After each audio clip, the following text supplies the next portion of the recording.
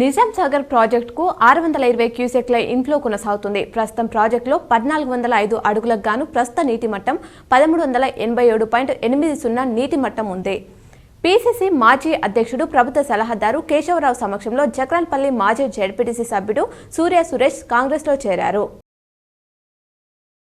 Budget 2024-25కు కేంద్ర మంత్రివర్గం ఆమోదం తెలిపింది. అంతకుముందు ఆర్థిక మంత్రి నిర్మలా సీతారామన్ సంప్రదాయ ప్రకారం రాష్ట్రపతి ద్రౌపది ముర్మును కలిశారు. బడ్జెట్ ప్రొవిజన్లను ఆమెకు వివరించారు. రాష్ట్రపతి ముర్ము ఆర్థిక మంత్రికి పెరుగు చక్కెర తినిపించి గుడ్ లక్ చెప్పారు.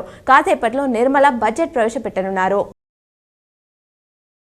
జిల్లా ప్రభుత్వ ఆసుపత్రిని న్యూఢిల్లీ బృందం సందర్శించింది. TB ward, lab, bronchoscope, OP విభాగాలను సూపరింటెండెంట్ డాక్టర్ ప్రతిమారాజ్తో కలిసి పరిశీలించారు. నిజామాబాద్ మెడికల్ కళాశాల ఇన్ఛార్జిగా డాక్టర్ నాగమోహన్ బాధ్యతలు స్వీకరించారు. దారి దోపిడీ కేసులో నందిపేట మండలం దత్తాపూర్కు చెందిన గగుల్లోత్ పిర్యా, సుంకరి మహేష్, రాజేష్లను 3 ఏళ్లు జైలు శిక్షతో పాటు ఒక్కొక్కరికి 1000 చొప్పున జరిమానా విధిస్తూ అదనపు సాయ సెషన్ జడ్జి శ్రీకాంత్ బాబు తీర్పు చెప్పారు.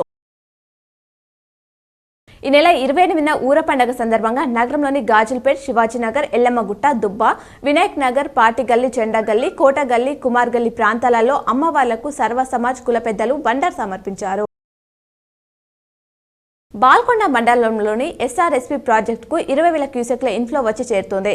మొత్తం 191 అడుగులు పూర్తి స్థాయి నీటి మట్టానికి గాను ప్రస్తుత నీటి మట్టం 1068.80 అడుగులుగా ఉంది.